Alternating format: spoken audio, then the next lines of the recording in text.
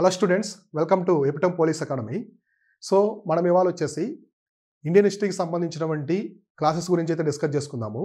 So Indian history అంటే భారత చరిత్రలో చాలా భాగాలు అయితే ఉంటాయి. అందులో మనం మేజర్గా చూద్దాము. ఒక్కో భాగం గురించి క్లారిటీగా ప్రతి అంశం అనేది ఎక్స్ప్లెయిన్ చేసుకుందాము. ఇక్కడ మనం గమనిస్తే సో ఫస్ట్ ఇండియన్ హిస్టరీకి సంబంధించినటువంటి ఇంట్రో చూద్దాం. సో ఇంట్రడక్షన్ అనేది చూద్దాం.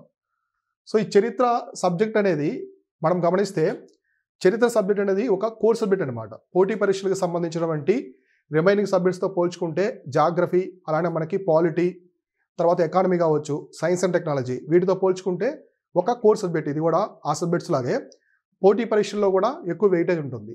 సో కాబట్టి ఈ భారత చరిత్రకి సంబంధించి మనము ఎటువంటి భాగాలు ఉన్నాయి, ఎటువంటి టాపిక్స్ అందులో కవర్ అవుతాయి అనేది చూద్దాం.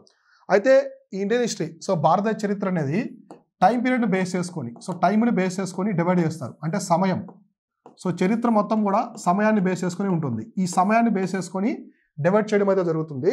ఇక్కడ మనం చూసినట్టుగా ఏన్షియంట్ ఇండియన్ హిస్టరీ అంటే భారతదేశ చరిత్ర అంటారు కదా, ప్రాచీన భారతదేశ చరిత్ర అంటారు కదా.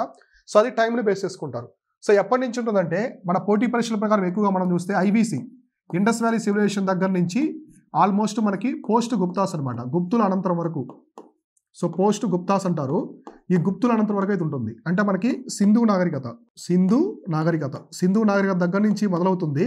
అలానే గుప్తుల యొక్క అనంతరం వరకు అయితే ఉంటుందన్నమాట. సో ఓకేనా, ఇది మనకి ఏన్షియంట్ అంటే ప్రాచీన భారత చరిత్ర అనేది సింధు నాగరికత దగ్గర నుంచి గుప్తుల యొక్క అనంతరం వరకు ఉంటుంది. సో దీన్ని ఏమంటారంటే ప్రాచీన భారత చరిత్ర కింద అయితే మనం తీసుకుంటాము. అలా కాకుండా మనకి తర్వాత స్టార్ట్ అయ్యే చరిత్ర వచ్చేసి భాగము మిడివల్ ఇండియా అంటే మధ్యయుగ భారత చరిత్ర. ఇది మనకి పోస్ట్ గుప్తాసు అంటే గుప్తుల అనంతరం దగ్గర నుంచి ఆల్మోస్ట్ మనకి ఔరంగజేబు, మొఘలు చక్రవర్తి అయినటువంటి ఔరంగజేబు చనిపోయేంత వరకు 1707 వరకు. సో తర్వాత పాటు చూసుకుంటే మనము పోస్ట్ గుప్తాస్ దగ్గర నుంచి సో డెత్ ఆఫ్ ఔరంగజేబు అనమాట. So death of Aurangzeb, so Aurangzeb వరకు అంటే 1707 వరకు ఇదంతా కూడా దీన్ని మిడివల్ ఇండియా అంటాం, అంటే మధ్యయుగ భారత చరిత్ర అంటాము. తర్వాత మనం చూస్తే modern India. So modern India అనేది మనకి ఆల్మోస్ట్ 1707 దగ్గర నుంచి మనకి 1948 వరకు మనం చూస్తాము. సో బియాండ్ దట్ కూడా ఉంటుంది. సో బియాండ్ ఇండిపెండెన్స్ కూడా అంటే స్టిల్ ఎస్టర్డే అనమాట, మనం మోడర్న్ ఇండియా అని చెప్పుకోవచ్చు దాన్ని. ఓకేనా, మనకి స్వాతంత్రం వచ్చిన తర్వాత ఉండే చరిత్రను కూడా మనం ఏం చెప్పుకుంటాము, సో మోడర్న్ ఇండియా కింద తీసుకుంటాం అనమాట. ఓకేనా, ఇలా చరిత్రను మనము 3 పార్ట్గా డివైడ్ చేసుకుంటాం. ఒకటి ప్రాచీన చరిత్ర, మధ్యయుగ చరిత్ర, అలానే ఆధునిక చరిత్రని 3 భాగాలు డివైడ్ చేసుకుంటాము. సో ఇందులో మొదటి అంశమైనటువంటి మొదటి పార్టు ఇప్పుడు మనం ఏన్షియంట్ గురించి చూద్దాం. సో ప్రాచీన భారత చరిత్ర గురించి అయితే ఇప్పుడు మనం చూద్దాము. అందులో ఎటువంటి అంశాలు ఉంటాయి ఇవన్నీ చూద్దాం. ఈ ప్రాచీన భారత చరిత్ర అనేది మొట్టమొదట మనకి సింధు నాగరికత దగ్గర నుంచి మొదలవుతుంది. తర్వాత మనకి వేదకాలం, సో వేదకాలం ఉంటుంది, అంటే వేద నాగరికత అని కూడా పిలుస్తారు. అక్కడి నుంచి తర్వాత మనకి మగధ కింగ్డమ్ అని, మహాజనపదాసు, బుద్ధిజం, జైనిజం, బౌద్ధ మతం, జైన మతం గురించి, తర్వాత ఈ మగధ కింగ్డమ్ తర్వాత వచ్చేసి మౌర్యన్ సామ్రాజ్యము, తర్వాత మనకి శాతవాహనులు, అలానే పుష్యభూతి డైనస్టీకి సంబంధించిన వాళ్ళు, తర్వాత ఇంకా శుంగా డైనస్టీ, ఇలా అన్నీ వస్తాయన్నమాట. ఓకేనా, ఇలా మనము గుప్తుల అనంతరం వరకు ఈ ప్రాచీన భారత చరిత్ర మొత్తం కూడా చెప్పుకుందాం. సో ఫస్ట్ మనం స్టార్ట్ చేద్దాము. ఇప్పుడు మనం ఎక్కడి నుంచి మొదలు పెడుతున్నాము, ఐవీసీ, ఇండస్ వ్యాలీ సివిలైజేషన్ దగ్గర నుంచి అయితే మనం మొదలు పెడుతున్నాం. సో ఇండస్ వ్యాలీ సివిలైజేషన్ అంటే సింధు నాగరికత. సింధు అంటే ఏంటి, నది. సో మన భారతదేశంలో ఉండే ఒక ప్రధానమైనటువంటి నది అనమాట సింధు నది. ఆ సింధు నాగరికత అనేది ఏంటంటే సింధు నది దాని యొక్క ఉపనదులు, ఆ ఉపనదులు పరివాహక ప్రాంతాల్లో మొదలైంది కాబట్టి దీన్ని ఏమంటారంటే సింధు నాగరికత అంటారు. ఇండస్ వ్యాలీ సివిలైజేషన్ అని చెప్పేసి పిలుస్తారు. కొన్నిసార్లు సింధు నది లోయ నాగరికత కూడా పిలుస్తారు, సింధు లోయ నాగరికతను కూడా పిలుస్తారు అనమాట. సో ఇప్పుడు చూద్దాం. అయితే ప్రపంచంలో ఈ నాగరికత అనే వర్డ్ గురించి మనం చూస్తే సివిలైజేషన్ అసలు ఏంటి, నాగరికత అంటే ఏంటి. మామూలుగా అంతకుముందు మనకు ఆదిమానవుల దగ్గర నుంచి మనుషుల యొక్క జీవన శైలిని మనం పరిశీలిస్తే వాళ్ళు సరైనటువంటి ఒక క్రమంలో ఉంటారనమాట. సో కొన్ని హౌసెస్ ఉంటాయి, ఇల్లులు ఉంటాయి, ఎక్కడో దూర దూర ప్రాంతాల్లో ఉంటాయి. సో జంతువులు వేటాడి ఆహారాన్ని తెచ్చుకుంటూ ఉంటారు, సరైనటువంటి వ్యవసాయం ఉండదు. సో ఇట్లా ఉంటారనమాట. ఇదంతా కాకుండా ఈ మొత్తం ప్రొసీజర్ని ఒక క్రమ పద్ధతిలో తీసుకురావడమే నాగరికత. సో సరైనటువంటి జీవన విధానాన్ని, అంటే జీవన విధానం అనేది పెంపొందించుకోవడము. అగ్రికల్చర్ పరంగా కావచ్చు, వ్యవసాయం వస్తుంది, ఇల్లు నిర్మాణం ఉంటుంది, గ్రామాల నిర్మాణం, పట్టణ నిర్మాణాలు, సో క్రాఫ్ట్స్ మేకింగ్, అంటే మంచి మంచి కాటేజ్ ఇండస్ట్రీస్ లాంటివి వస్తాయి కదా మనకి, పూసల తయారీ, వస్త్ర తయారీ ఇటువంటి రావడం అన్నీ కూడా ఒక నాగరికతలా మొదలవుతుందన్నమాట. అంటే మనిషి యొక్క జీవన శైలిలో వచ్చే మార్పు అభివృద్ధిని నాగరికత అని చెప్పేసి పిలుస్తారు. అలా ఈ నాగరికత అనేది మొదలైంది. అయితే మన ప్రపంచంలో మొట్టమొదటి నాగరికత సింధు నాగరికత అంటే కాదు. సింధు నాగరికత కంటే ముందు 2 నాగరికతలు అయితే ఉన్నాయి మన ప్రపంచంలో. దాని తర్వాత మొదలైన నాగరికత, మూడవ నాగరికతే మన సింధు నాగరికత. ఇప్పుడు మనం చూద్దాం మొట్టమొదటి నాగరికత ఏంటి, రెండవది ఏంటి, తర్వాత ఏది మొదలైంది. ఓకేనా? సో ఫస్ట్ మనం గమనిస్తే మన ప్రపంచంలో మొట్టమొదటి నాగరికత వచ్చేసి మెసొపొటేమియా. సో మెసొపొటేమియా అనేది మొట్టమొదటి నాగరికత, ప్రపంచంలోనే మొట్టమొదటి నాగరికత. ఈ మెసొపొటేమియా నాగరికత అనేది ప్రస్తుతం ఉన్నటువంటి ఇరాక్ దేశం, ఇప్పుడు ఇరాక్ దేశం ఉంది కదా మిడిల్ ఈస్ట్లో, అక్కడ మొదలైంది. అప్పుడు మనకి క్రీస్తు పూర్వం ఆల్మోస్ట్ మనకి 5000 ఇయర్స్ బ్యాక్ అక్కడ మొదలైంది అనమాట ఈ మెసొపొటేమియా నాగరికత అనేది. అయితే ఇది కూడా మనకి నదుల ఒడ్డునే, మన నాగరికతలు అన్నీ కూడా నదుల ఒడ్డునే ఉంటాయి. ఎందుకంటే నీరు అనేది జీవన విధానానికి చాలా ముఖ్యమైనది.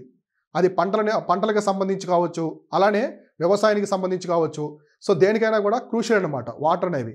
సో అందుకోసం మనం ఇక్కడ గమనిస్తే అన్ని నాగరికతలు కూడా నదుల ఒడ్డునే ఉంటాయి. ఇప్పుడు మనకు ప్రపంచంలో చూడండి పెద్ద పెద్ద నగరాలు కూడా నదుల ఒడ్డునే ఉంటాయి. ప్యారిస్ సీన్ రివర్ దగ్గరే ఉంటుంది. ఇటలీ రాజధాని రోమ్, సో రోమ్ కూడా ఎక్కడ ఉంది, టైబర్ రివర్ ఒడ్డున ఉందన్నమాట. అలానే మనకి న్యూఢిల్లీ యమునా నది కావచ్చు, ఇప్పుడు ఉన్నటువంటి అమరావతి కృష్ణా నది కావచ్చు. నెక్స్ట్ మనకి చాలా క్యాపిటల్స్ అన్నీ కూడా రివర్స్ ఒడ్డునే ఉంటాయన్నమాట. ఎందుకంటే ఆ వాటర్ ఇంపార్టెన్స్ అనేది ఆ విధంగా ఉంటుంది. కాబట్టి మెసొపొటేమియా కూడా 2 నదుల దగ్గర మొదలైందనమాట. అవే ఒకటి టైగ్రిస్, ఇంకొక రివర్ యూఫ్రటీస్. టైగ్రిస్, యూఫ్రటీస్ అనే 2 నదుల దగ్గర మొదలైందే ఈ మెసొపొటేమియా నాగరికత. ఇది ప్రస్తుతం మనకి ఇరాక్, సో ఇరాక్ ప్రాంతంలో ఉండేదన్నమాట ఒకప్పుడు. ఓకేనా? సో నెక్స్ట్ మనం చూస్తే రెండవ నాగరికత. సో దీని తర్వాత మనకి మొదలైంది రెండవ నాగరికత. ఇది వచ్చేసి ఈజిప్ట్ అనమాట. సో ఈజిప్ట్ నాగరికత రెండవది. సో రెండవది ఈజిప్టు. ఈ ఈజిప్ట్ నాగరికత అనేది నైలు నది, ప్రపంచంలోనే అతి పొడవైన నది అయినటువంటి నైలు నది ఆఫ్రికాలో ఉంటుంది కదా. సో ఈజిప్ట్ ప్రాంతంలో మొదలైంది రెండవ నాగరికత. సో ఇది కూడా మనకి నైలు నది ఒడ్డునే, అంటే మెసొపొటేమియా లాగా నదుల ఒడ్డునే మొదలైంది అనమాట. నదుల ఒడ్డునే మొదలైంది. సో ఇది నైలు నది ఒడ్డున మొదలైంది. ఓకేనా? సో ఇలా మనకి మెసొపొటేమియా, ఈజిప్ట్ తర్వాత మొదలైన 3వ నాగరికత. సో ప్రపంచంలో మొదలైన 3వ నాగరికతే ఈ సింధు నాగరికత. అదే మనది. సో మన భారతదేశానికి సంబంధించింది, మన భారత ఉపఖండానికి సంబంధించింది. ఓకేనా? సో ఇది సింధు నాగరికత. సో అర్థమైంది కదా సింధు నాగరికత ఎలా వచ్చింది. కాబట్టి మన సింధు నాగరికత అనేది 3వ నాగరికత అనమాట. సో ప్రపంచంలో ఉన్నటువంటి 3వ నాగరికత. మొదటి వచ్చేసి మెసొపొటేమియా. సో మెసొపొటేమియా తర్వాత ఈజిప్ట్ తర్వాత వచ్చిందే ఈ సింధు నాగరికత. ఇప్పుడు మనం చూద్దాం. ఇంతవరకు అర్థమైంది కదా ప్రపంచంలో నాగరికతలు ఎలా వచ్చాయి, ఏ నాగరికతలు ఉన్నాయి, ఏ నదుల ఒడ్డున ఏర్పడ్డాయి, మన సింధు నాగరికత ఎన్నోది ఎలా వచ్చిందని. అయితే మన సింధు నాగరికత తర్వాత చైనా నాగరికత ఇలా వస్తాయన్నమాట. చైనా నాగరికత కూడా హోయాంగ్ హో అనే ఒక నది ఒడ్డున వస్తుంది. దాన్నే చైనా దుఃఖదాయిని అని పిలుస్తారు. ఎవరిని ఎక్కువ వరదలు వచ్చి విజృంభిస్తుంది అనమాట, ఎక్కువ ప్రకృతి వైపరీత్యాలు తీసుకొస్తుంది ఆ నది. అందుకే దాన్ని శారా ఆఫ్ చైనా అని కూడా పిలుస్తారనమాట. ఓకేనా? సో అర్థమైన నాగరికతలు అంటే ఏంటో ఇప్పుడు మనం చూద్దాం. సో మనం ఇప్పుడు సబ్జెక్ట్లో ఉన్నటువంటి సింధు నాగరికత అంటే ఏంటి, అది ఎలా వెలసిల్లింది, అందులో ఉన్నటువంటి ఇంపార్టెన్స్ అంశాలు ఏమున్నాయి, ప్రతి ఒక్క అంశాన్ని కూడా చాలా క్లియర్గా మనం ఇప్పుడు డిస్కస్ చేసుకుందాం. సో ఇక్కడ చూస్తే, సో చూడండి, Indus valley civilization or the Harappan culture appeared in the north western part of the India and Pakistan in the 3rd million BC. అంటే మనకి ఆల్మోస్ట్ ఇది 3000 BCE. సో 3000 BC అనమాట. అంటే ఆల్మోస్ట్ ఇప్పటి నుంచి చూసుకుంటే 5000 సంవత్సరాల క్రితం, ఇప్పుడు ఈ టైం నుంచి చూసుకుంటే మనకి 2025 నుంచి 5000 సంవత్సరాల క్రితమే మనకి నాగరికత అనేది మొదలైందనమాట. సింధు నాగరికత 5000 సంవత్సరాలకి పూర్వం. ఇక్కడ మనం చూస్తే ఈ నాగరికత ఎటువంటి ప్రదేశంలో, సో మన భారత ఉపఖండంలో ఎక్కడ మొదలైందంటే నార్త్ వెస్టర్న్ పార్ట్ అనమాట. అంటే వాయువ్య భారతదేశం. సో వాయువ్య భారతదేశంలో మొదలైందనమాట నార్త్ వెస్టర్న్ పార్ట్. వాయువ్య భారతదేశం అంటే మనకి ఎక్కడ ఉంది, పాకిస్తాన్. ఇప్పుడు ఉన్నటువంటి పాకిస్తాను, ఇరాన్కి బోర్డు ఉన్నటువంటి ఆఫ్ఘనిస్తాన్ రీజియన్స్, అలానే మన ఇండియా పార్ట్ అంటే గుజరాత్, రాజస్థాను, మనకి పంజాబ్ కావచ్చు, అలానే పాకిస్తాన్ రీజను. ఈ ప్రాంతాల్లో సింధు నాగరికత అనేది మొదలైంది. మనం ఏం చెప్పుకున్నాం ఇందాక, సింధు నది వాటి యొక్క ఉపనదుల దగ్గర ఈ నాగరికత మొదలైందని చెప్పాం కదా. సో అదే ఇదనమాట. ఓకేనా? సో కాబట్టి ఇది అయితే ఇక్కడ చూడండి, first phase of the urbanization in India. మన దేశంలో మొట్టమొదటిసారి భారత ఉపఖండంలో పట్టణ వ్యవస్థను తీసుకొచ్చింది అంటే ఈ సింధు నాగరికతే. మొట్టమొదటిసారి పట్టణ నాగరికత. సో చూడండి, పట్టణీకరణ. మన భారతదేశంలో మొట్టమొదటిసారి పట్టణీకరణ తీసుకొచ్చింది ఏదంటే ఇదే అనమాట. సో పట్టణీకరణ. అలానే మనకు ప్రపంచంలో ఎన్ని చెప్పాను, మొట్టమొదటి నాగరికత మెసపెటేమియా, రెండవది ఈజిప్టు, మూడవది ఇండస్ వ్యాలీ సివిలైజేషను. ఈ మూడింటిలో కల్లా మొట్టమొదటి పట్టణ నాగరికత మనదే. మన సింధు నాగరికతే మొట్టమొదటి పట్టణ నాగరికత.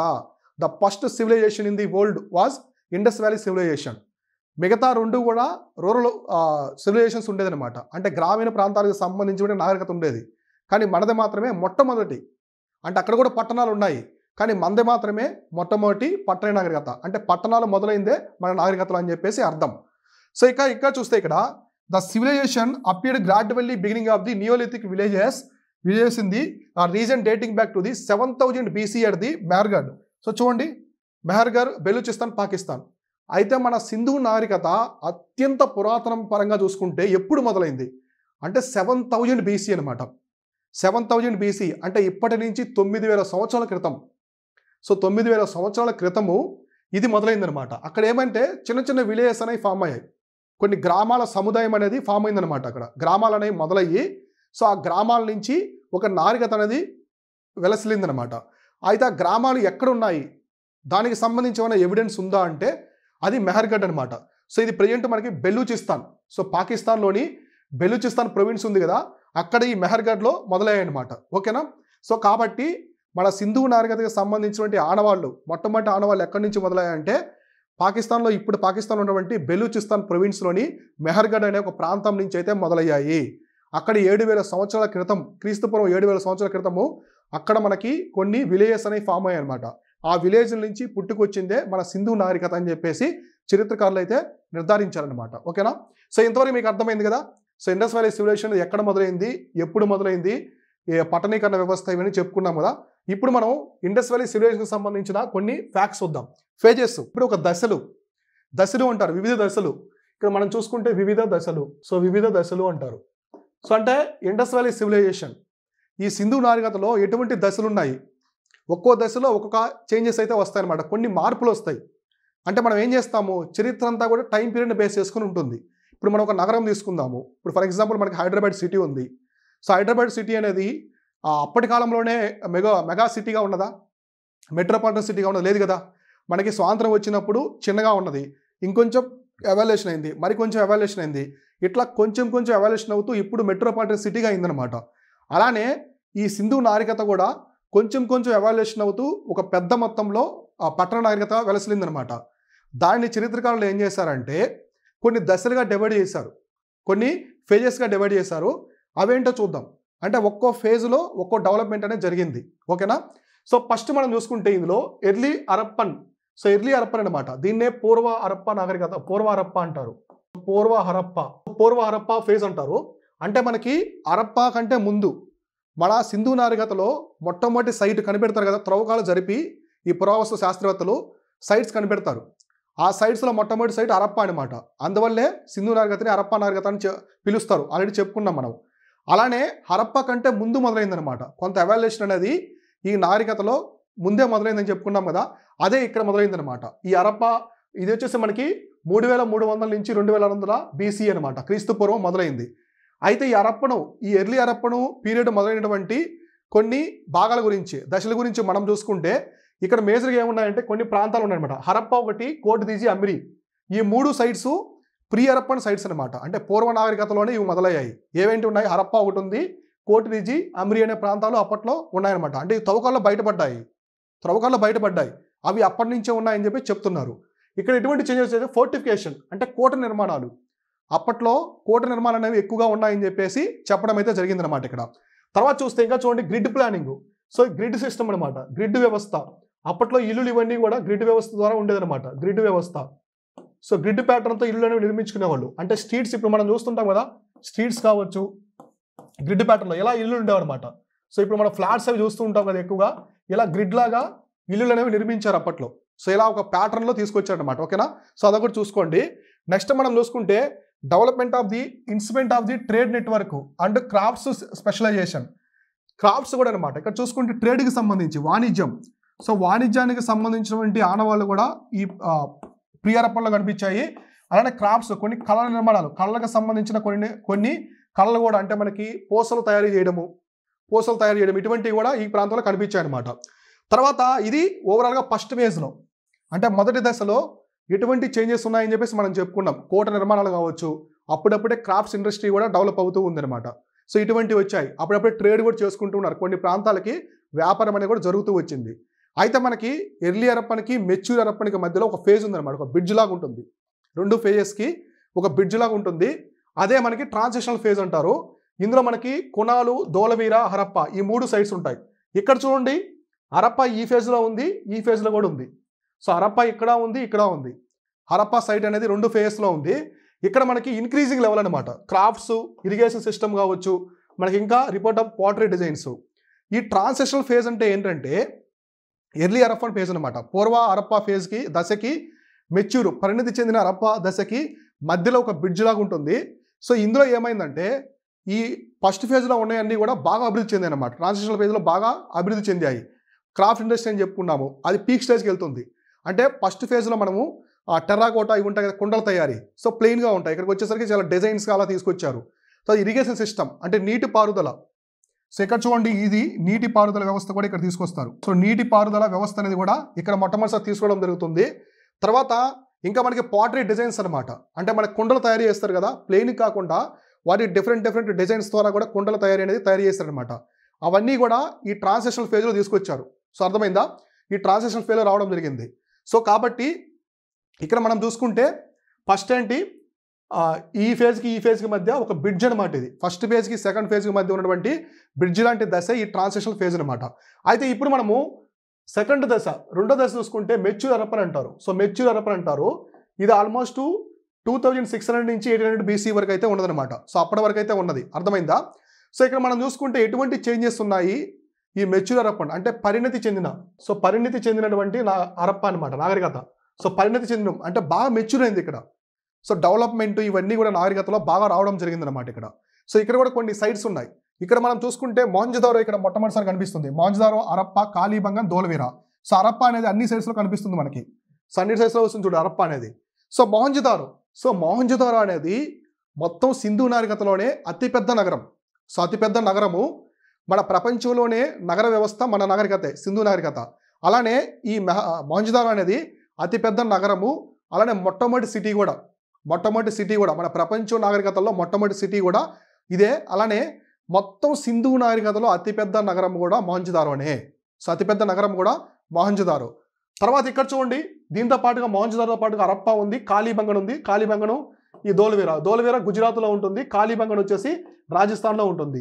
ఈ సైట్స్ అన్నీ కూడా మనకి మెచ్యూర్ హరప్పన్ పీరియడ్లో వచ్చాయన్నమాట. అంటే పరిణతి చెందినటువంటి సింధు నాగరికతలో రావడం జరిగింది, ఆ ఫేజ్లో రావడం జరిగింది దశలో. ఇక్కడ ఎటువంటి వచ్చాయంటే ఫస్ట్ ఫుల్ స్కేల్ అర్బనైజేషన్ అంటే పట్టణ వ్యవస్థ అనేది బాగా డెవలప్ అయింది. సో పట్టణీకరణ అనేది బాగా అభివృద్ధి చెందింది. తర్వాత emerge of study writing and uniformity in the artefacts, full fledged trade. ఇక్కడ వాణిజ్యము, సో వ్యాపార వాణిజ్యం అనేది చాలా బాగా డెవలప్ అయింది అనమాట. సో చాలా పీక్ స్టేజ్కి వెళ్ళిపోయింది. సో అత్యున్నత స్థాయికి అయితే వెళ్ళిందనమాట ఇది వ్యాపారం, వాణిజ్యాలు అనేవి. తర్వాత ఇక్కడ అర్బనైజేషన్ కావచ్చు, రైటింగ్ కూడా మొట్టమొదటిసారి ఇది స్క్రిప్ట్ అనమాట. స్క్రిప్ట్ అంటాం కదా, సో స్క్రిప్ట్ అంటే ఏంటి, లిపి. సో లిపి కూడా ఇక్కడి నుంచే మొదలైందనమాట. సో రాస్తారు, సర్పలిపి అంటారు, బొమ్మలుగా రాస్తారనమాట. ఈ ఇండస్ వ్యాలీ సివిలైజేషన్లో లిపి అనేది బొమ్మలుగా ఉంటుంది. ఇప్పటి వరకు ప్రపంచంలో ఎవరు దాన్ని డీకోడ్ చేయలేదు. ఆ ఇండస్ వ్యాలీ సివిలైజేషన్లో ఉండే ఆ లిపిని ఇప్పటివరకు ఎవరు కూడా డీకోడ్ చేయలేదు అనమాట ఎంతవరకు. సో కాబట్టి ఆ విధంగా ఉంది ఈ లిపి అనేది. సో కాబట్టి ఈ స్క్రిప్ట్ కూడా మొట్టమొదటిసారి మనకి పరిణతి చెందినటువంటి ఈ ఫేజ్లోనే రావడం అయితే జరిగిందనమాట. ఈ ఫేజ్లో రావడం జరిగింది. ఓకేనా? సో నెక్స్ట్ మనం చూస్తే ఈ ఫేజ్ తర్వాత ఇక్కడ ఆర్టిఫాక్ట్స్ అంటే మనకి పూసల తయారీ కావచ్చు, గవ్వల తయారీ, సో షెల్ మేకింగు, అలానే మనకి బీడ్స్ మేకింగు, ఇటువంటి అలంకరణ వస్తువులు ఉంటాయి కదా, అటువంటికి సంబంధించినటువంటి పరిశ్రమలు కూడా బాగా డెవలప్ అయ్యాయి అనమాట. అందుకే ఈ ఫేజ్ని మెచ్యూర్ హరప్పన్ అంటారు, పరిణతి చెందినటువంటి హరప్పన్ ఫేజ్ అని చెప్పేసి పిలుస్తారనమాట. అర్థమైందా? సో ఇలా ఆర్టిఫాక్ట్స్ కూడా బాగా డెవలప్ అయింది. ఈ రైటింగ్ లిపి కూడా బాగా డెవలప్ అయింది, ట్రేడ్ డెవలప్ అయింది, పట్టణీకరణ వ్యవస్థ కూడా బాగా పెరిగిందనమాట. సో అందువల్ల ఇది చాలా మెచ్యూర్డ్ ఫేజ్గా మనం అయితే చెప్పుకోవచ్చు. తర్వాత దీని తర్వాత వచ్చిన ఫేజ్ వచ్చేసి చివరి ఫేజు లేట్ హరప్పన్ ఫేజ్ అనమాట. లేట్ హరప్పన్ ఫేజు అంటే మనకి హరప్పన్ యొక్క చివరి దశ, మలి దశ అంటాం కదా మనం. సో మలి దశ అంటాం కదా, చివరి దశ అనమాట. ఈ దశలో మనం గమనిస్తే ఇక్కడ సైట్స్ వచ్చేసి సెమెట్రీ అట్ ది హరప్ప రీజన్లో ఒక సమాధులు అంటే శ్మశానాన్ని కనిపెట్టడం జరిగింది ఈ ఫేజ్లో. తర్వాత సిస్వాలు, రోజ్ని, రంగపూర్ వచ్చేసి మనకి గుజరాత్ రీజన్లో ఉంటుంది. ఈ ప్రాంతాలను ఇక్కడ కనిపెట్టారనమాట. సో ఈ ప్రాంతాన్ని కనిపెట్టారు ఈ ఫేజ్లో. ఇక్కడ మనం చూసుకుంటే decline and abandonment of the some sites, rise of the pastoral mode. అంటే మనకేంటంటే ఈ సింధు నాగరికత అనేది అంతరించిపోయే దశకి దగ్గరగా ఉన్నదన్నమాట. ఈ టైంలో లేట్ హరప్పన్ పీరియడ్లో అంతరించిపోయే దశకి దగ్గరగా ఉన్నది ఏది సింధు నాగరికత. తర్వాత ఇక్కడ చూడండి పాస్టరల్ లైఫ్ అనమాట. అంటే పశుపోషణ. పాస్టరల్ లైఫ్ అంటే పశుపోషణ అంటారు. సో పశుపోషణ అంటారు అంటే ఇక్కడ వచ్చేసి కంప్లీట్గా వీళ్ళు అగ్రికల్చర్ చేస్తూ ఉంటారు కదా, ఆ వ్యవసాయంతో పాటుగా పశుపోషణ అనేది కూడా ఇక్కడ మొదలవుతుందన్నమాట. సో ఈ పీరియడ్లో రావడం జరుగుతుంది. ఇక్కడ నుంచి మనకి ఇండస్ వ్యాలీ సివిలైజేషన్ తర్వాత మొదలయ్యే వేదకాలంలో ఈ పశుపోషణ అనేది అతిపెద్దగా ఎవల్యూషన్ అవుతుంది. పశుపోషణ అంటే పశువులు పెంచుకోవడము, పాలు పితుక్కోవడము, అగ్రికల్చర్ పరంగా ఉపయోగించుకోవడము, ఈ పశుపోషణ అనేది ఒక పెద్ద ఆస్తిలాగా పెరిగిపోతుంది అనమాట.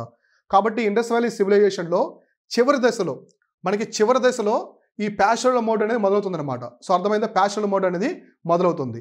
సో నెక్స్ట్ మనం చూసుకుంటే ఇక్కడ ఈ పాస్టరల్ మోడ్ ఇది ఈ పశుపోషణ అనేది మనకి ఇండస్ వ్యాలీ సివిలైజేషన్లో మొదలవుతుంది చివరి స్టేజ్లో. ఇది ఇక్కడ నుంచి మనకి వేదిక్ టైం అనమాట. వేదకాలం అంటాం కదా, వేద నాగరికత లేదా వేదకాలం అంటాం కదా. ఈ వేదకాలంలో క్రూషియల్ రోల్ ప్లే చేస్తుంది అనమాట. చాలా పెద్ద క్రూషియల్ రోల్ అయితే ఇది ప్లే చేస్తుంది. ఏది పాస్టరల్ లైఫ్ అనమాట. పాస్టరల్ మోడ్ అంటే పశుపోషణ అనేది చేయడం. సో ఈ విధంగా హరప్పా నాగరికత అనేది ఈ విధంగా డెవలప్ అయింది. సో ఇట్లా 3 ఫేజ్ ద్వారా తీసుకొచ్చారు. కాబట్టి ఈ ఫ్యాక్ట్స్ అన్నీ కూడా చాలా జాగ్రత్తగా గమనించుకొని నోట్ చేసుకోవాలి. మొట్టమొదటి పట్టణ నాగరికత మందే, అలానే మొట్టమొదటి సిటీ మాంజుదారో కూడా అతిపెద్ద నగరంగా అప్పుడు ఉన్నది. అలానే కొన్ని దశల వారీగా ఎటువంటి మార్పులు వచ్చాయి, ఇండస్ వ్యాలీ సివిలైజేషన్లో ఎటువంటి మార్పులు వచ్చాయి, ఆ మార్పుల పరంగా ఎటువంటి చేంజెస్ రావడం జరిగింది, అవన్నీ కూడా మీరు చాలా జాగ్రత్తగా ఇక్కడైతే గమనించవచ్చు అనమాట. మనకి ప్రీ హరప్పన్ పీరియడ్లో కావచ్చు, నెక్స్ట్ ట్రాన్సిషనల్ ఫేజ్లో కావచ్చు, నెక్స్ట్ మనకి మెచ్యూర్ హరప్పన్ ఫేజ్లో కావచ్చు, నెక్స్ట్ లేట్ హరప్పన్ ఫేజ్లో కావచ్చు, ఇలా మనకి చాలా చేంజెస్ అయితే రావడం అయితే జరిగింది. ఓకేనా, ఇది ఓవరాల్గా దీనికి సంబంధించింది ఫేజెస్ అనమాట. అంటే సింధు నాగరికతలో ఎటువంటి దశలు ఉన్నాయి అవన్నీ. అయితే మనం స్క్రిప్ట్ గురించి చూసుకుంటే ఇక్కడ స్క్రిప్ట్ అని చెప్పాను కదా, లిపి, దీన్ని సర్పలిపి అని చెప్పేసి పిలిచేవాడు అనమాట. అప్పుడు సర్పలిపి, బోడో స్టాండర్డ్ అని చెప్పేసి పిలిచేవాళ్ళు. అంటే సర్పలిపి అంటారు. ఈ సర్పలిపి అంటే ఏంటంటే బొమ్మలుగా ఉంటుంది అనమాట. సో వాళ్ళు బొమ్మలు ఎలా ఉంటాయన్నమాట. అప్పట్లో సింధు నాగరికత లిపి అనేది ఇట్లా బొమ్మలుగా ఉండేది అనమాట. సో ఇట్లా బొమ్మలుగా ఉండేది. వీటిని ఇప్పటివరకు కూడా ప్రపంచంలో ఎవరు డీకోడ్ చేయలేకపోతున్నారు. ఇండస్ వ్యాలీ స్క్రిప్ట్ని, ఆ లిపిని ఇప్పటివరకు ఎవరు కూడా డీకోడ్ చేయలేకపోతున్నారు. సో రీసెంట్గా మనకి తమిళనాడు చీఫ్ మినిస్టర్ కూడా స్టాలిన్ గారు కూడా సో ₹1,00,00,000 ఇస్తానని చెప్పాడు. సో ₹1,00,00,000 అయితే ఇస్తాను దాన్ని డీకోడ్ చేసిన వాళ్ళకి అని చెప్పారు. ప్రపంచంలో ఎంతోమంది శాసన గ్రంథాలు ఇవన్నీ కూడా పరిశీలిస్తుంటారు కదా, శాసనాలు, ఎపిగ్రఫీస్, ఇవన్నీ కూడా వాళ్ళు కూడా కనుక్కోలేకపోతున్నారు. సో అందుకోసం మన ఏఎస్ఐ అనమాట, రీసెంట్గా మన ఏఎస్ఐ అంటే ఆర్కియాలజికల్ సర్వే ఆఫ్ ఇండియా వాళ్ళు మన యూపీలోని నోయిడా అని ఒక నగరం ఉంటుంది, ఉత్తరప్రదేశ్లో నోయిడా. సో ఢిల్లీ ఎన్సీఆర్ కింద ఉంటుంది. ఈ నోయిడాలో 3 రోజులు ఇంటర్నేషనల్ సమ్మిట్ పెట్టారు. 3 రోజుల పాటు అంతర్జాతీయంగా ఉన్నటువంటి ఏఎస్ఐ వాళ్ళు అంటే పురావస్తు శాఖ ఎక్స్పర్ట్స్ అందరిని పిలిచి ఇండస్ వ్యాలీ సివిలైజేషన్కి సంబంధించినటువంటి ఆ కోడ్ని సో డీకోడ్ చేయండి అని చెప్పేసి చెప్పడం అయితే జరిగిందనమాట. డీకోడ్ చేయమన్నారు. సో అందుకోసం ఆ సమ్మిట్ కూడా కండక్ట్ చేస్తున్నారనమాట. అంటే ఆ లిపి అనేది అంత కష్టంగా ఉందన్నమాట.